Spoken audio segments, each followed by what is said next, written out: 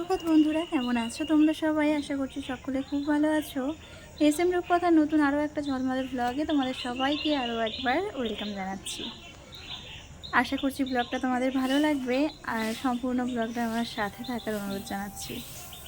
আজ হচ্ছে বুধবার আর এখন ঘড়িতে বেজে গেছে সকাল 6:30। চলো তবে এখন থেকে তোমাদেরকে সাথে নিয়ে ব্লগটা শুরু করা যাক। আমার দিনটা শুরু হয় এই উঠোন বাড়িটা ঝাড় দেওয়ার থেকে।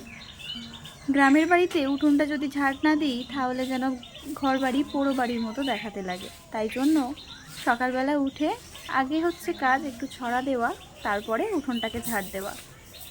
ছড়া যেহেতু বেলা ওঠার আগে দিতে হয়, আর এখন করে না আমি ঠিক অতটা ভোরবেলা উঠতে পারছি না ছোটুর জন্য, তাই জন্য ছড়াটা দিতে পারছি না। কিন্তু যখনই উঠি প্রথমে উঠোনটা ঝাড় দিয়ে নিই, তারপরে ঘরের কাজে হাত দিই। তো এত সুন্দর পাখি ডাকছে ব্যাকগ্রাউন্ডে, তাই জন্য এখানে কোনো মিউজিকও দিলাম না আর স্পিডও বাড়ালাম না। চলো তবে ঘরের বাসি কাজগুলো একে একে সেরে নেওয়া যাক। আর আজকে সকাল থেকে কি করি না করি খুঁটিনাটি সব কিছুই তোমাদের সাথে শেয়ার করব। আর প্রত্যেক দিন না এরকম উঠোনে পাতা পড়তে থাকে গো, যেহেতু বাড়ির সামনেই কতগুলো গাছ আছে আর বাগানের মধ্যে তো একটু হাওয়া দিলেই এরকম পাতা পড়তে থাকে। আর এই সময়টা লম্বু গাছের পাতা পড়ে, মেহুগনি গাছ যেটাকে বলে, তো সেই গাছের পাতা পড়ে। ওই জন্য সকাল বিকেল করেই উঠোনটা ঝাড় দিয়ে নিতে হয়। আর ঝাড় দেওয়ার পরে বাসি ঝাঁটাটা একটু জলে ধুয়ে তারপরে রেখে দিই। আর গুরুজনদের কাছে বলতে শুনেছি যে সকালবেলা ঝাড় দেওয়ার পরে ঝাঁটা ধুয়ে রাখতে হয়, তা সেটাই করলাম। তো দেখো একটা ছোট্ট গাছে একটা গোলাপ ফুল ফুটেছে। এই গাছটা না মরে যাচ্ছিল জানো তো, এই নিয়ে প্রায় 3টে ফুল ফুটলো। যখনই একটু করে ডাল গজায় সেই ডালেই একটা করে ফুল হতে থাকে। তো যাই হোক, গোলাপ গাছে একটু জল দিয়ে নিলাম। আর এইখানে কতগুলো গাছ লাগিয়েছি, তো বেশি হয়েছে উচ্ছে গাছ, তো গাছগুলো লাগাবো বলে আর সময় হয়ে উঠছে না। আর এইদিকে দেখো একটা নয়নতারা গাছ লাগিয়েছি, এতটুকু গাছে কিন্তু একটা কুড়িও হয়েছে, দেখেছো? তো চলো এখন এই রান্নাঘরে যে জলটা রেখেছিলাম রাত্রিবেলা, সেই জল একটুখানি নিয়ে এই মেন দরজাতে একটু ছড়িয়ে দিলাম। এটা আমি শুনেছি জানো তো, যে রাত্রিবেলা রান্নাঘরে জল ভর্তি করে রেখে ঢাকা দিয়ে রাখতে হয়, আর সকালবেলা উঠে সেই জলটা একটুখানি দরজার গোড়ায় ছড়িয়ে দিতে হয়, তাহলে বাড়ির নেগেটিভ এনার্জিগুলো দূর হয়ে পজিটিভ এনার্জি আসতে থাকে। তো যাই হোক, এরকম ছোটোখাটো টিপস পেতে আমার চ্যানেলটাকে সাবস্ক্রাইব করে আমার পাশে থেকো। আর যারা অলরেডি আমার চ্যানেলটাকে সাবস্ক্রাইব করে রেখেছো তাদেরকে অসংখ্য ধন্যবাদ।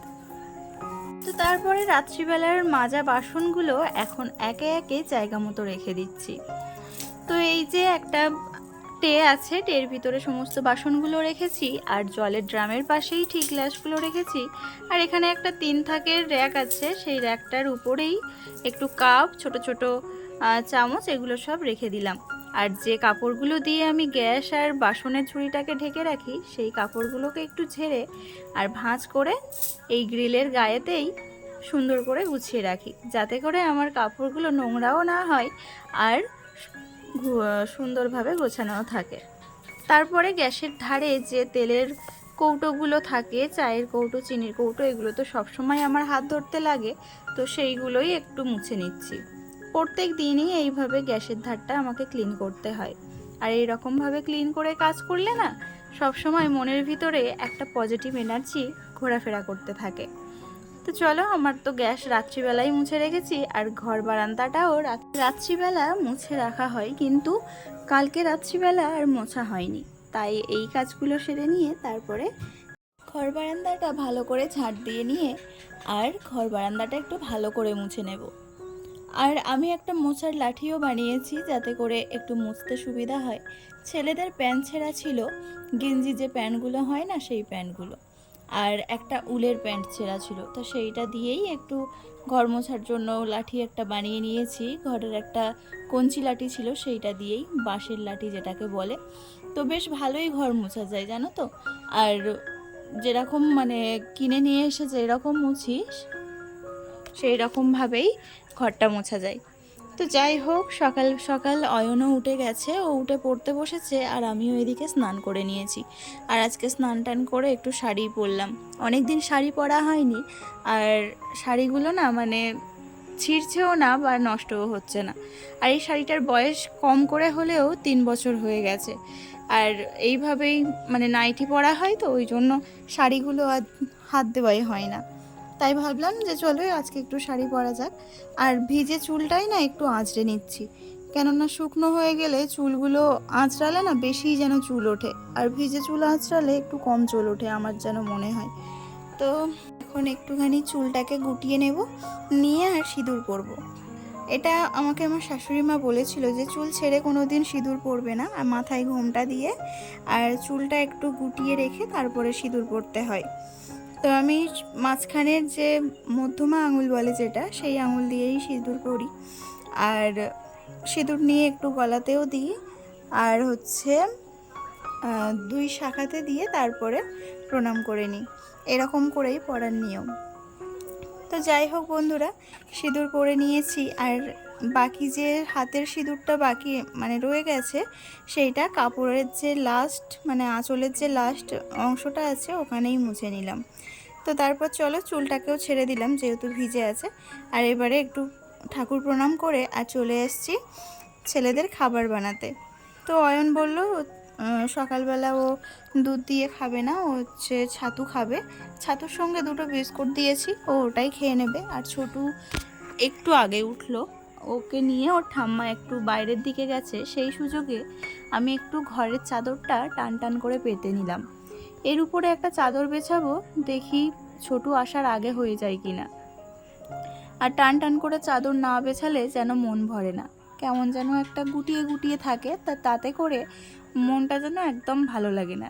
টান টান করে গোছানো থাকলেই বিছানাটা দেখতে সুন্দর লাগে। তারপরে এই খাটটা ঝেড়ে নিচ্ছি, আর এরই মধ্যে ছোটু চলে এসছে, দেখেছো? তো ভাবলাম চলো, অয়নও তো স্কুলে যাবে, আর এখন প্রায় 8:30 মতো বাজে। তো এখন একটুখানি ডিম নিয়ে আসতে দিয়েছিলাম অয়নকে, আর একটু রুটি আর লাড্ডু, তো সেইগুলোই এখন বসিয়ে দিয়ে আসবো চলো। তো গ্যাসের মধ্যে একটা ডেচকি বসিয়ে দিয়েছি, আর একটু জল দিয়ে ডিম আর আলুটা সিদ্ধ করতে দিয়ে দেব। আর তারপরে যে রুটিটা নিয়ে আসছে সেই রুটিটা হাফ হাফ করে ছোটুকে আর অয়নকে দিয়ে দেব। আর একটু দুধ আছে, ওদের সকালবেলার খাবারটা বেশ ভালোভাবেই হয়ে যাবে। আর হাঁড়িতে কিন্তু ভাতও বসানো আছে। আর সকালবেলা মা রুটি বানিয়েছিল আর কচু শাকের তরকারি বানিয়েছিল। আর আমি একটু বেলা হলে দেখি কি করা যায়। ডিম আলু তো সিদ্ধ বসিয়ে দিয়েছি, আর পটল আছে, ভাবছি পটল দিয়ে ডিম দিয়ে তরকারি করব। তো দেখি কতদূর কি হয়।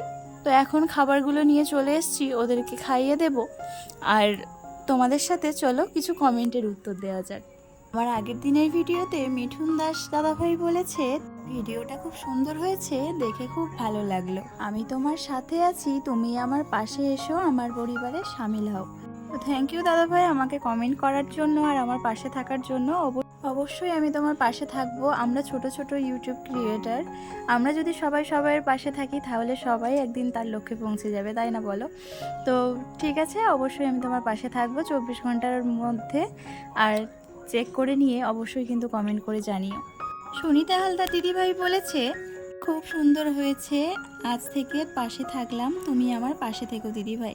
অবশ্যই তোমাদের পাশে থাকবো। আর থ্যাংক ইউ আমাকে কমেন্ট করার জন্য। তো বন্ধুরা, তোমাদের সাথে কথা বলতে বলতে আমার কিন্তু দেখো ডিম পটল রান্না হয়ে গেছে। আর এদিকে অনেকক্ষণ পর তোমাদের সাথে আবার দেখা হচ্ছে। এখন হচ্ছে সন্ধেবেলা, আর ছোটু দেখো ওর পুতুলটাকে নিয়ে ওইভাবে খেলা করছে, তাই আমি একটু ভিডিও করেছিলাম, ও দেখে আরও একটু খুশি হয়েছে।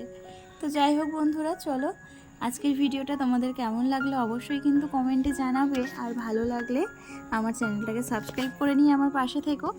আর তোমরা যারা কমেন্ট করেছো তাদের চ্যানেলে গিয়ে কমেন্ট করে আমি সাবস্ক্রাইব করে দিয়ে আসবো। তোমরা কিন্তু কমেন্ট করে আমাকে জানাবে তোমরা সাবস্ক্রাইব পেয়েছো কিনা। তো চলো, এখনও কিন্তু ছোটো খেলা করছে, আর আমি একটু মিষ্টি ভিজিয়ে নেব, মিষ্টি আর একটু ভুসি ভিজিয়ে নিচ্ছি। তো চলো আজকের মতো এখানেই শেষ করলাম, আবারও ফিরে আসছি নেক্সট একটা ব্লগ নিয়ে।